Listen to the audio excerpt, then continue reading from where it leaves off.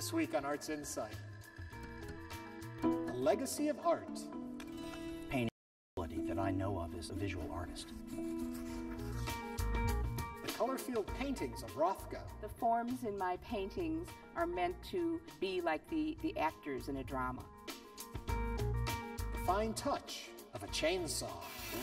So to me, it is a paintbrush. It's just got a motor stuck to the end of it. And learn the makings of an American painter. I like to leave enough room for you to think about beyond the painting, to see beyond the painting. I'm Ernie Manous, and it's time to get Arts InSight.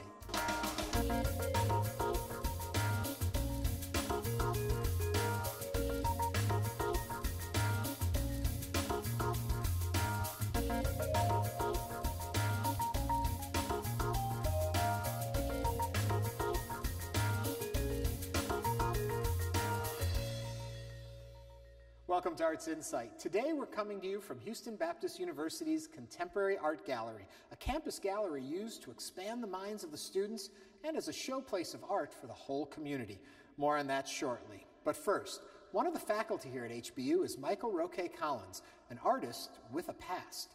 He comes from a family of artists who have been active on the Houston art scene since the early 1940s, but that hasn't stopped him from being heard in his own distinctive voice. For me, art is plumbing the soul. There is a need to express. And the question is how that expression becomes artful.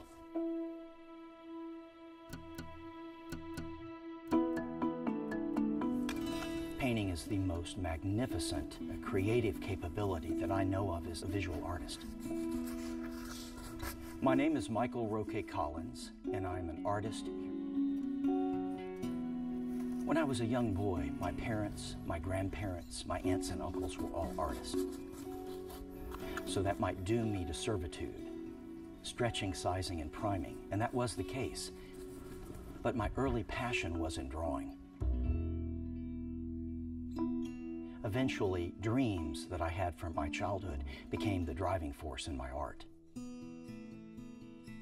My father, Lowell Collins, was a well-known artist in our region.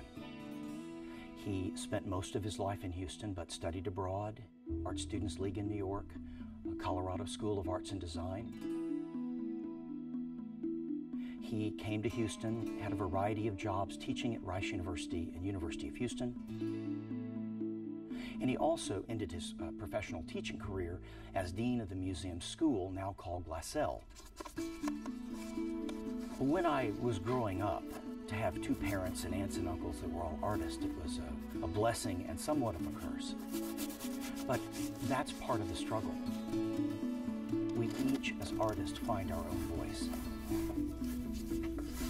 I realized as a painter that we need to go deep into what we do and be singular with our experiences. We differed in the sense that I'm continuing focusing on painting, where his life was more of a Renaissance creation where many aspects professionally in art became a factor. I was classically trained, and when you look at the series of my work over time, I started off with a series that was representationally related to recording people, places, and things, the realistic years. Then my work started to take on the notion of dreamscapes. And then finally, after many years of narrative, that narrative started to ebb in the mid-2000s into work that dealt with post-symbolistic tendencies, where I'm wanting the viewer to have an experience, to encounter light, land, darkness, enlightenment, and have their own conclusion, their own narrative, their own story becomes told by their engagement with the composition. So I think art does reflect our life's journey. Our loves, our relationships, all those great things that make our culture exciting to live in.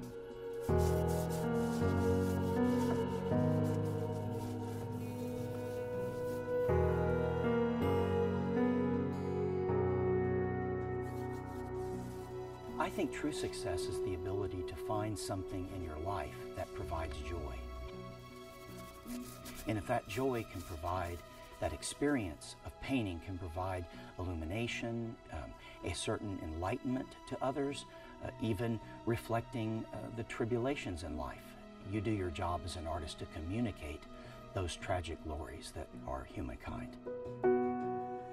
And I hope at the end of my life I can say that my work has meant something, that it relates to fundamental issues about the human condition, the heart, the emotion, and that it has a connection, a deep connection to future generations that would look at it and experience and locate and find newness upon each glance.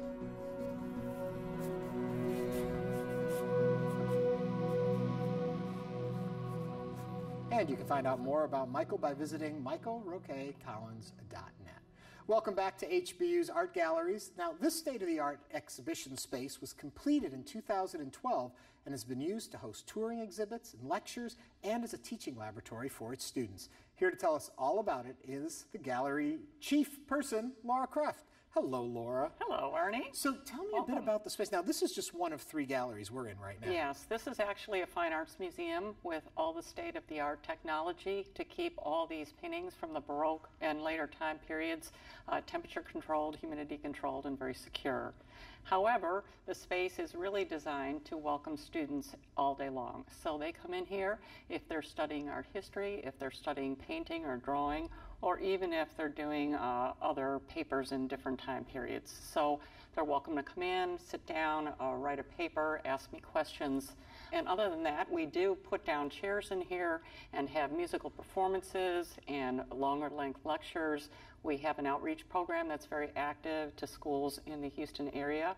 Little kids come in here all the time and they constantly are intrigued and know which paintings are the oldest and answer lots of questions that I ask them. Well, tell me real quick, where did the collection come from? Yes, this collection belongs to William and Sharon Morris, who've developed it all their lives. And as they were getting a little older, they tried to decide what they could do with it that would touch the most lives. And so they have decided to gift it to the university through time. This end of the room is already ours, and the rest of them hopefully will be following. What we do is in order to value their collection, we try to touch as many people with it as possible. They're very pleased with the way we've handled it. The painting behind me has come right off the walls in their dining room. This was in his office suite. So I mean, it's been a very personal gifting process.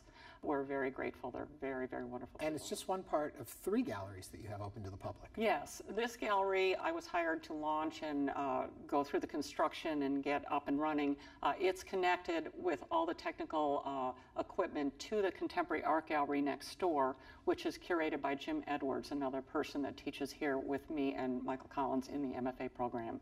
That exhibit changes every 2 months. It's contemporary artists, and they come in and talk to our students and inspire them that you can live a long time as an artist and make a living and also do very meaningful work. So, and the most exciting show that comes in next door for you all is? Yes, the upcoming Master of Fine Arts thesis exhibit. So we use the entire building. There's a small gallery, the foyer, and the Contemporary Art Gallery that all get converted to show as much of our graduating MFA's work as possible. That'll be a real installation. It's a very large show, but then they are able to ask their friends, gallery owners, people in the Houston arts community to come out here and view them as the professional artists that they are. Thank you. Thank you very much. Nice to see you. Now, just as Michael Collins' father was beginning his journey into art, renowned artist Mark Rothko was rejecting realism and beginning a series of abstract works meant to evoke classical myth. His first steps into the work he would become most famous for. The Denver Art Museum hosted an exhibition celebrating these works and other abstract expressionists called Figure to Field, Mark Rothko in the 1940s. We are very fortunate here at the Denver Art Museum not only to have this extraordinary group of Rothko paintings and drawings, but also to have so many of the early works. And these early works are rarely seen.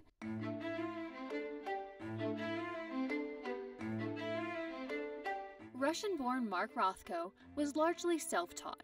He gained fame in the art world for his so-called color field paintings. DAM's exhibit includes some of those works, but it also shows another side of the painter that most are probably unaware of. It's really great to see where he came from. And of course, like other artists of his generation, he started with the figure. And he was much influenced by Milton Avery, by Max Weber, and as other artists of his generation, he moved through various periods. He went through a period that he was much influenced by myth, and of course by the Surrealists, and by Jung, and by Nietzsche and Freud. And then he becomes very interested in the freedom of Surrealist automatism.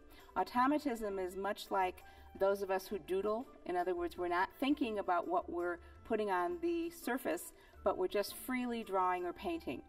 These works are not about any subject. These are what we would call non-objective. In other words, they are just about themselves, and so they don't refer to anything else. It's part of his development, of his evolution, towards greater and greater purity in his work. But achieving the purity found in those color field paintings was an evolutionary process. What's so interesting about the 1940s and about these artists that we now know for their own signature work, whether it's Pollock and his drips or whether it's Still with his wonderful jagged work, all of these artists were grappling with the same thing in the 1940s. The war was on. They are just coming into their own. They're definitely talking to each other. They're thinking about things together. They're all going through this issue of how to deal with the world as it is at that point. And so what did people do to get through all of this? And Rothko and his contemporaries were so interested in myth and in the unconscious, and this was a way to kind of grapple with your everyday life. But at this point, right then in the 1940s, there's such a correlation between what they were doing. Then, just about 1950, each of these artists was moving into a new direction that would characterize the work of that artist. Then he moves from those surrealist automatist works when he begins to bring together some of his forms. We've got a great quote on the wall which says, "The forms in my paintings are meant to be like the actors in a drama." But in other words, he's starting to coalesce some of those forms. And that's the prelude to what we finally get in the color field works. And of course, Rothko is known as one of the most important artists of the so-called New York School, and the color field branch of that is the branch in which he is really the star. And I think that when you get to the color field works, you're really seeing the celebration of that ability to thin the paint, to paint over and under and have these effects. And that, I think, is what can provide this meditative experience, is that it's not just one color there. These works are meant to be meditative. We put several examples in the gallery with seating in the middle in a way that people can spend a little time contemplating a single work. And we have that because we hope that people will lose themselves within a painting. And I think when we ask the question of what should art do for a person, every person is different. And I think that's what can be celebrated. The exhibit is since closed, but for more on the Denver Art Museum, visit denverartmuseum.org. Now stand back. In Texas, we're all too familiar with the legacy of chainsaws, but sculptor Mark Rice is wielding his in the name of art. You know, it's running 13,000 RPM. So to me, it is a paintbrush. It's just got a motor stuck to the end of it. It's chainsaw art. I create out of raw material, raw logs, found logs, people's trees, create art, you know, with a chainsaw. It's loud, it's fast, it's pretty interesting. I've ran it long enough, I'm not worried about something happening. Other than, oops, you know, it cuts in a little far, or you have an oops with a chainsaw, it's normally a big oops. But I'm looking at seeing how the grain's running, whether there's knots, there's a whole lot of things you have to incorporate into your process.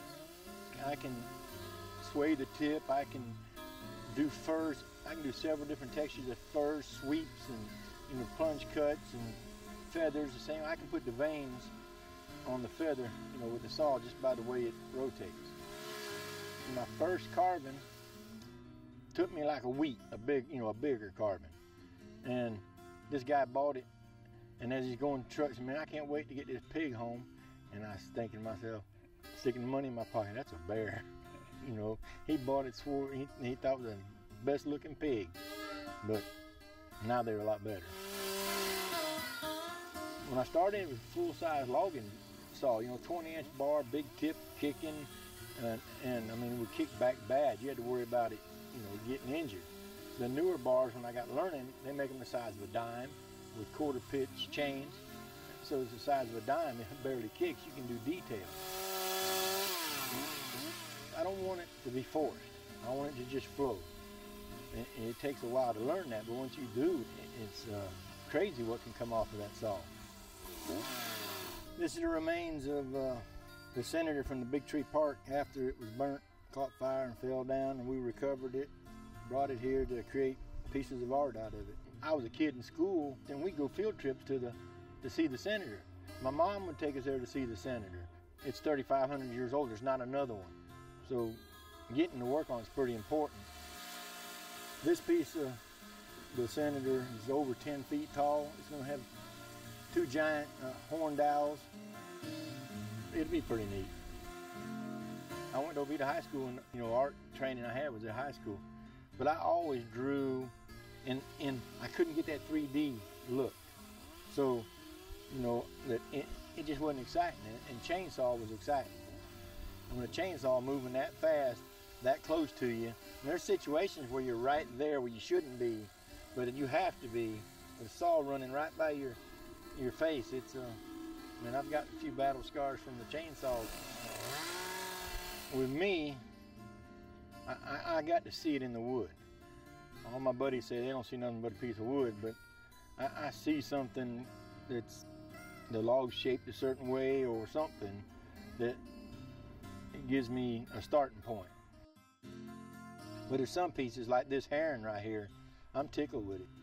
If you get up close and look at it, you can see the lily-looking floral work in it, the cattails, the dragonfly, and it's all not too detailed.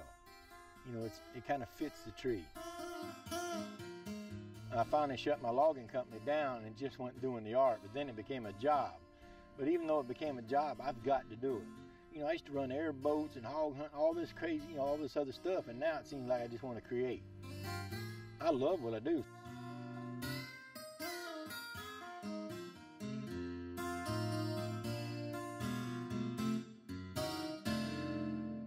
And you can see more of Mark's work at chainsawdesigns.com.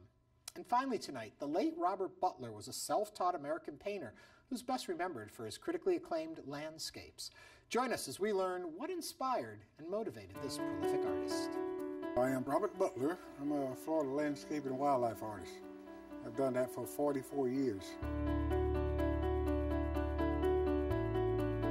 All the way back to the first, second grade, those early years, I remember doing drawings and pencil and just being interested in things like that. I wasn't outgoing. I was more introspective type of person, sit down long times and think about things and observe things carefully. That was part of the process of developing into an artist. At this point, I'm free to ad-lib a little, so I'll add me a couple little trees in there. I grew up in Okeechobee, which is basically cattle ranching and farming and that type of atmosphere out there. That's where the colors came from. That's where the programming of colors came from. And so when I got to a little older and I ran into the color wheel, so to speak, the way to properly mix colors on a palette, I didn't like the color wheel. I liked the world that I could see through my own eyes. I definitely picked low-key colors that mimicked the environment that I was in. And when they were mixed together, they gave me the reflection of the world I knew and I saw around me.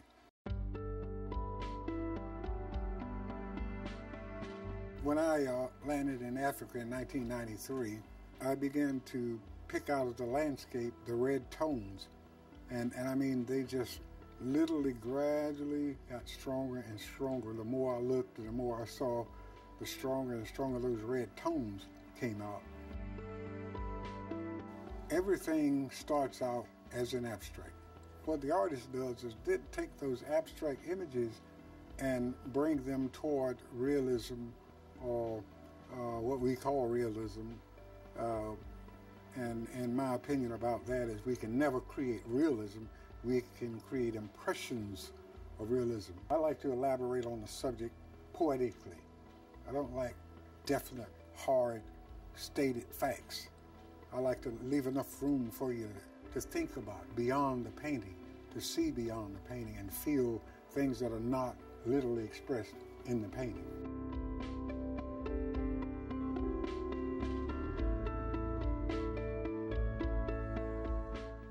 Collaboration on a painting might be compared to two people conversing about any commonly known subject.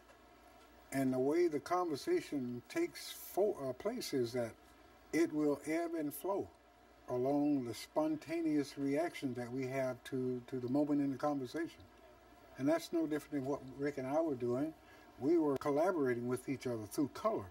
And I think the guiding force, or if anything, is that since we both know the same thing, that articulation of the mind as we work with the canvas, our mind is going to gravitate towards certain things that are more endear to us at that aspect of the landscape.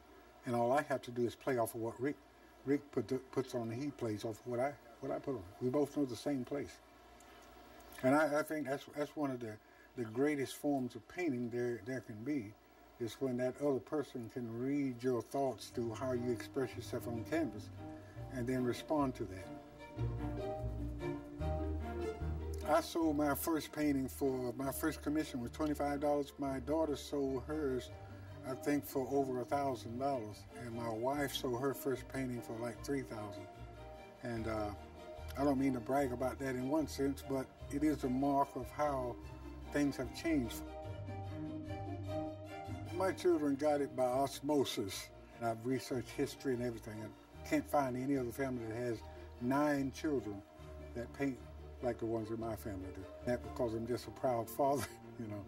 I only wish that they'd give me 10% of everything they make and I could retire.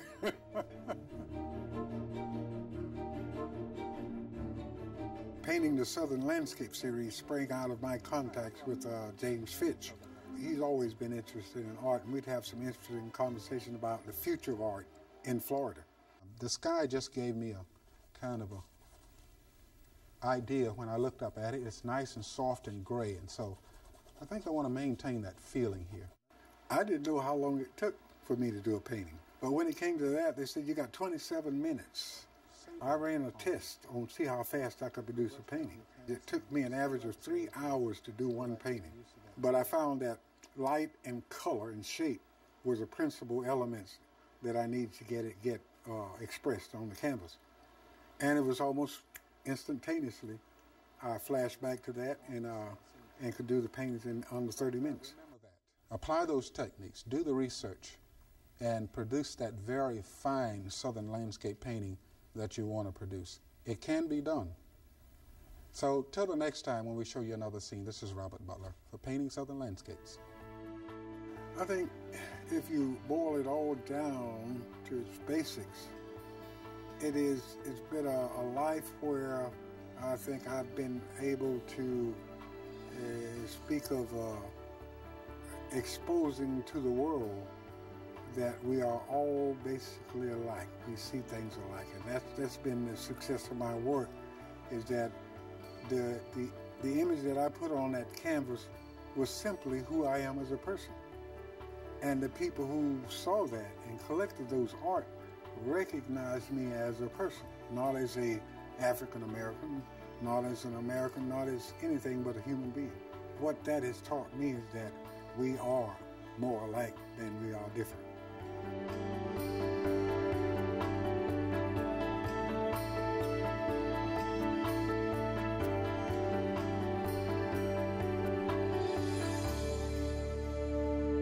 To find out more, visit robertbutler.com. And that's a wrap for this edition of Arts Insight. Be sure to join us next week when we meet a metalsmith who crafts wearable art. For Houston Public Media, I'm Ernie Manous. Thanks for watching. Have a great week.